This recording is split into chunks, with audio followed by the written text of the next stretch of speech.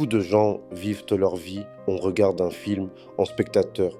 Ils attendent que les choses arrivent, ils espèrent que demain sera meilleur, mais demain, c'est juste aujourd'hui, répété, encore et encore. Regarde autour de toi, combien de personnes tu connais qui courent toute la journée et qui pourtant n'avancent pas. Ils travaillent, ils courent, ils s'agitent, mais 10 ans plus tard, ils sont toujours au même point. Pourquoi? Parce qu'ils n'ont pas de système, pas de direction. La vitesse ne sert à rien si tu ne sais pas où tu vas. L'organisation, ce n'est pas une question de boîte de rangement ou de liste bien écrite. L'organisation, c'est la capacité à créer de l'ordre dans ton esprit et dans ta vie. Parce que le chaos extérieur vient toujours du chaos intérieur. Tu as déjà vu une chambre en désordre, vêtements partout, papiers éparpillés, odeur étouffante, tu te sens écrasé. Eh bien, ton esprit peut ressembler exactement à ça. Et tant que tu ne ranges pas cette chambre intérieure, tu n'avanceras pas. Ferme les yeux 10 secondes. Imagine ton esprit comme une pièce. Est-elle rangée? Est-elle pleine de poussière? Est-ce que tu arrives à y respirer? Voilà pourquoi on est ici, pour nettoyer cette pièce, pour la transformer. Attention, le désordre peut être confortable, oui, parce qu'il t'évite de prendre des décisions. Tu laisses traîner, tu remets à demain, mais ce confort, c'est une prison. Plus tu repousses, plus tu t'enterres. Tu dis, je ferai du sport demain, je lirai demain, j'écrirai demain, mais demain, c'est encore un désordre. Et 10 ans passent comme ça. Le désordre n'est pas neutre, il te vole ta vie minute par minute. Mais voici la vérité, organiser ta vie et ton esprit, ce n'est pas une contrainte, ce n'est pas une prison, c'est une libération. Pense à un artiste, tu crois qu'il peint dans le chaos total? Non, il prépare sa toile, ses pinceaux, son espace. Parce que l'ordre extérieur ouvre la porte à la création. Organiser, c'est créer l'espace pour ce qui compte vraiment. Quand j'étais au plus bas, c'était le désordre complet, dans ma tête, dans ma vie, dans mon corps. Mais à partir du moment où j'ai décidé de mettre de l'ordre, un carnet, un rituel, une direction, tout a changé. Pas en un jour, mais chaque jour, petit à petit, j'ai repris le contrôle. Tu ne t'organises pas pour faire plus, tu t'organises pour être plus. Plus de clarté, plus de paix, plus de force, plus de liberté. Prends une feuille, écris maintenant 3 choses qui t'apporteraient une paix immédiate si elles étaient organisées dans ta vie. Pas demain, pas plus tard, maintenant. Voilà pourquoi on commence ce voyage. Pas pour remplir ton agenda, pas pour te transformer en robot, mais pour libérer ton esprit, reprendre ton pouvoir et enfin devenir le capitaine de ton océan intérieur. Tout commence au réveil. Tu veux savoir pourquoi la plupart des gens échouent? Parce qu'ils perdent leur matinée. Ils ouvrent les yeux, ils attrapent leur téléphone. Et dès la première minute, ils appartiennent déjà au monde extérieur. Tu l'as sûrement déjà vécu. Tu ouvres Instagram au réveil, tu scrolles 10 minutes, puis 20, et d'un coup, 1 heure a disparu. Ton énergie, déjà volée. Ton esprit, déjà saturé. Ta journée, déjà gâchée avant même d'avoir commencé. Ton matin, c'est ton royaume. Si tu le laisses envahir, tu perds ta couronne. Si tu veux organiser ta vie et ton esprit, les 30 premières minutes de ta journée sont sacrées. Nourrir ton esprit, lecture, méditation, écriture. Commence par lire au lieu de scroller. 5 pages d'un livre puissant nourrissent ton cerveau mieux qu'1 heure de réseau. Nourrir ton corps, eau, mouvement, respiration. Ton corps, c'est ton moteur. Tu veux qu'il roule à vide ou plein? Nourrir ta vision, définir l'intention du jour. Avant de courir partout, décide de ton cap. Une phrase, une intention claire. Demain matin, avant de regarder ton téléphone, écris sur un post-it « Aujourd'hui, mon intention est… » et relis-la 3 fois dans la journée. Tu vas me dire « Je n'ai pas le temps », mais en réalité, tu l'as. Ce n'est pas une question de temps, c'est une question de priorité. 10 minutes de lecture égale tu lis 15 livres par an. 20 minutes de marche égale à 120 heures de mouvement par an. 30 minutes d'écriture équivaut à un livre entier en 1 an. Ce que tu dis que tu n'as pas le temps de faire, c'est exactement ce qui pourrait changer ta vie. Regarde les grands leaders, les sportifs de haut niveau, les entrepreneurs de classe mondiale. Tous ont un rituel du matin. Ce n'est pas un hasard, c'est une arme. Kobe Bryant se levait à 4 heures du matin pour s'entraîner avant même que ses coéquipiers se réveillent. Tim Cook, CEO d'Apple, commence ses mails à 4 heures. Pourquoi ? Parce que le matin, personne ne te dérange. Le matin, c'est ton terrain. Le matin, le monde dort encore. Et pendant qu'il dort, toi, tu bâtis ton empire. Pose-toi cette question. Est-ce que je commence mes journées en réaction ou en création? Si tu réagis, notification, urgence, demande des autres. Si tu crées, lecture, écriture, projet personnel. Demain matin, choisis de créer avant de réagir, même 10 minutes. Tu verras la différence. Ton matin détermine ta journée, et tes journées déterminent ta vie. Si tu gagnes tes matins, tu gagnes tes années. Alors protège ce moment, fais-en une forteresse, parce que le monde peut t'attendre, mais ton destin, lui, n'attend pas. Organise ton matin, et le reste suivra. Tu veux savoir pourquoi la plupart des gens s'épuisent? Parce qu'ils veulent tout faire, tout en même temps, et au final, ils ne font rien de réellement important. Imagine un jongleur avec 10 balles. Au début, ça a l'air impressionnant, mais très vite, tout tombe par terre. C'est ça ta vie quand tu dis oui à tout. Faire beaucoup n'est pas avancer. Avancer, c'est faire ce qui compte. 20% de tes actions créent 80% de tes résultats. Le reste, c'est du bruit.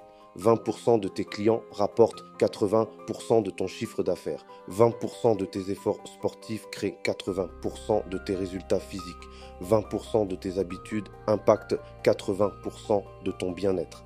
Écris maintenant sur une feuille quelles sont tes 3 actions qui ont le plus d'impact dans ta vie et demande-toi pourquoi est-ce que je passe tant de temps sur le reste. Chaque oui que tu dis au monde est un non que tu dis à ta propre vie. Steve Jobs, quand il a repris Apple, a supprimé 90% des projets. Il n'a gardé que 4 produits. Résultat, Apple est devenue la plus grande entreprise du monde. Dire non, c'est dire oui à ce qui compte. On t'a vendu l'idée que faire plusieurs choses à la fois, c'était être productif. En réalité, c'est l'inverse. Le multitâche détruit ton efficacité minute après minute. Essaie d'écrire un message pendant que tu écoutes quelqu'un parler. Tu rates la moitié. Tu crois gagner du temps, mais tu perds en qualité. Quand tu es partout, tu n'es nulle part. Les grands accomplissements naissent toujours d'un focus profond. J.K. Rowling a écrit Harry Potter dans un café, en bloquant des heures entières de concentration totale. Nikola Tesla passait des journées entières enfermé à travailler sur un seul problème, jusqu'à ce qu'il trouve. Demain, prends une seule heure, débranche tout, téléphone en mode avion et concentre-toi sur une seule tâche. Tu verras, 1 heure de focus vaut plus que 10 heures dispersées. Simplifier n'est pas perdre, simplifier, c'est libérer. Trier ton bureau, tu gagnes en clarté mentale. Avoir 3 priorités au lieu de 10, tu gagnes en puissance. Supprimer les applications inutiles, tu gagnes en temps. Supprimer, c'est créer de l'espace pour grandir. Prioriser, c'est choisir ta vie. Simplifier, c'est la protéger. Alors demande-toi chaque jour, est-ce que ce que je fais est vraiment important? Est-ce que ça me rapproche ou ça m'éloigne de qui je veux devenir? La clarté n'est pas un luxe, c'est une arme. Tu peux avoir ton agenda rempli, tes listes parfaites, ton bureau impeccable. Mais si ton esprit est en désordre, rien ne tiendra, parce que ton monde extérieur reflète toujours ton monde intérieur. J'ai connu des personnes avec des carnets impeccables, des post-it partout, des applications d'organisation, mais qui explosaient à la moindre difficulté. Pourquoi? Parce qu'elles avaient oublié l'essentiel, organiser leur esprit. L'organisation extérieure sans organisation intérieure, c'est comme une maison propre construite sur des fondations pourries. Elle finit toujours par s'effondrer. Ton esprit peut être ton allié ou ton pire ennemi. Tu veux te lancer dans un projet, une voix dit « tu n'es pas assez bon ». Tu veux changer ta vie, une autre voix dit « tu n'y arriveras pas ».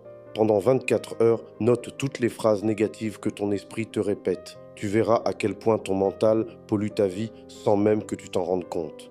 Ce que tu tolères dans ton esprit, tu le vivras dans ta vie.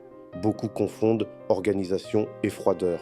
Mais organiser son esprit, c'est aussi organiser ses émotions. Nelson Mandela est resté 27 ans en prison. Il aurait pu ressortir plein de haine, plein de colère. Mais il a organisé ses émotions. Il a choisi la paix et grâce à ça, il a changé un pays entier. Quand tu sens une émotion forte monter, colère, peur, tristesse, ne réagis pas tout de suite. Respire 10 secondes. Écris ce que tu ressens. C'est le début de la maîtrise. Une émotion que tu observes est une émotion que tu contrôles. Tes croyances top 11 sont comme des logiciels invisibles. Elles dictent tout ce que tu fais sans que tu t'en rendes compte. Si tu crois que l'argent est mauvais, tu ne t'autoriseras jamais à en créer. Si tu crois que tu n'as pas de discipline, tu n'en développeras jamais. Si tu crois que tu n'y arriveras pas, tu ne commenceras même pas. Roger Bannister, le premier homme à courir le mile en moins de 4 minutes. Avant lui, tout le monde disait que c'était impossible. Quand il l'a fait, des dizaines d'athlètes ont brisé ce record dans l'année qui a suivi. Pourquoi? Parce que la croyance avait changé. Change tes croyances et tu changes ta réalité. Tu veux organiser ton esprit? Alors entraîne-le comme un muscle. 3 outils simples. Écriture quotidienne, vider ses pensées le matin. Méditation, apprendre à observer son esprit sans s'y perdre. Visualisation, programmer ton cerveau vers ce que tu veux vraiment. Chaque matin, prends 5 minutes pour écrire. Peu importe quoi, ce que tu ressens, ce que tu crains, ce que tu veux. Ce rituel simple peut nettoyer ton esprit comme on nettoie une pièce. Organiser ton esprit, ce n'est pas devenir froid, robotique ou insensible. C'est au contraire reprendre le pouvoir sur tes pensées, tes émotions et tes croyances. Parce qu'un esprit désordonné crée une vie désordonnée.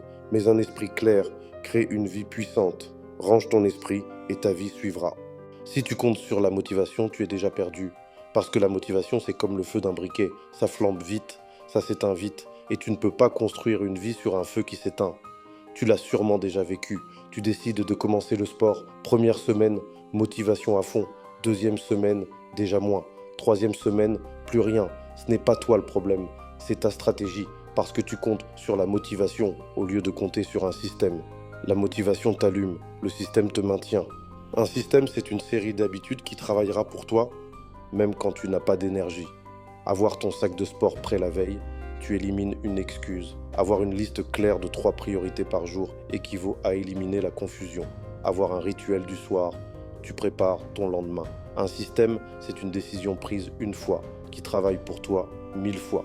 Tu n'as pas besoin d'un énorme changement, tu as besoin d'une micro-habitude, répétée encore et encore. James Clear, dans Atomic Habits, raconte l'histoire de l'équipe cycliste britannique. Pendant des années, ils étaient médiocres, jusqu'à ce que leur coach décide d'améliorer chaque détail de 1%, la selle, la tenue, le sommeil, la nutrition. Résultat, ils ont gagné presque toutes les médailles olympiques. Les petits changements cumulés créent des résultats immenses. Simplicité, si ton système est compliqué, tu l'abandonnes. Automatisation, plus tu relis tes habitudes à des déclencheurs, moins tu as à réfléchir. Résilience, un système doit résister aux imprévus. Simplicité, une liste de 3 tâches, pas 30. Automatisation, boire un verre d'eau après t'être brossé les dents.